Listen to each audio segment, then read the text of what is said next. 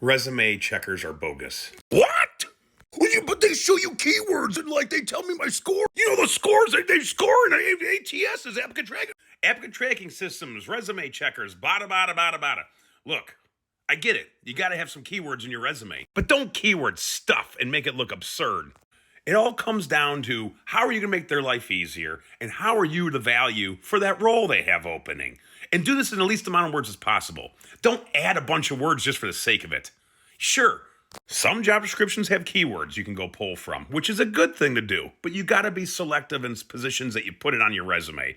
Use a pro like me to figure out where to put it on your resume so it looks logical and still sells the hell out of you with the least amount of words as possible. Balance. A resume's message must have balance. If you have enough spice, then you'll have enough flavor to get through to the robots. You're giving the hiring managers the meal, that is the fully cooked resume meal. They're going to gobble it up. And then they say, bring on the chef. Bring the chef to me. I want to meet them. And then that's the interview. Now you can talk about all those ingredients and spices you put in, right? So least amount of words as possible. Cause, effect, statements. Use some data points and get to the point. And you'll sell yourself for the next interview. Content is still king.